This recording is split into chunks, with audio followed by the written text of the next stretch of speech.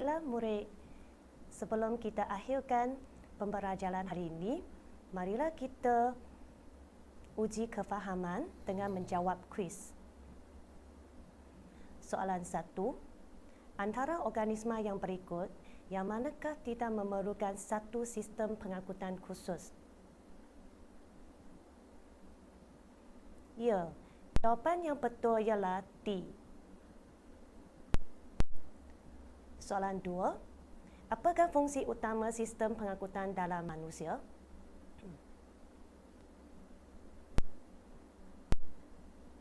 Ya, jawapan yang betul ialah B.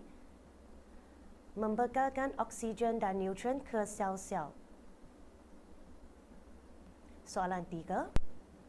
Setiap sel memerlukan bahan apa digunakan untuk respirasi sel dan bahan apa untuk mendapatkan tenaga?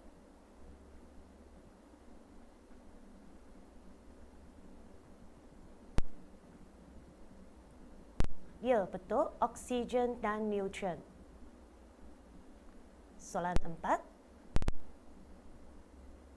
Apakah bahan-bahan lain yang perlu disingkirkan ke persekitaran luar?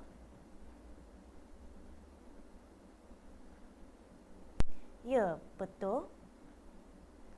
Karbon dioksida dan bahan kumuh. Soalan 5. Proses membawa masuk ke dalam sel dan menyingkirkan bahan kumuh daripada sel adalah?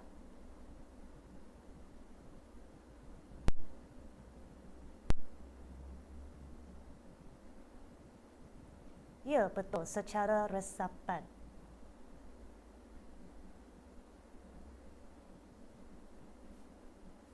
Syabas murid-murid, kamu cuba dapat menjawab kuis dengan baik.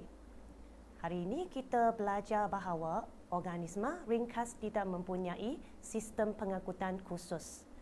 Pengangkutan berlaku melalui resapan.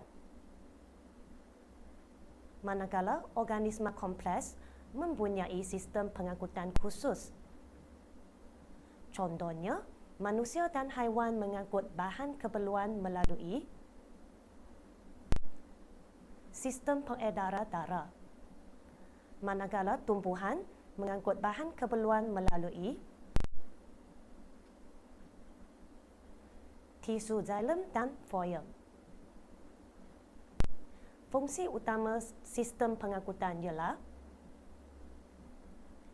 mengangkut bahan keperluan seperti oksigen dan neutron ke dalam sel. Bahan buangan juga diangkut keluar daripada sel. Kesimpulannya, sistem pengangkutan sangat penting untuk setiap sel hidup dan berfungsi dengan baik. Sekian, terima kasih.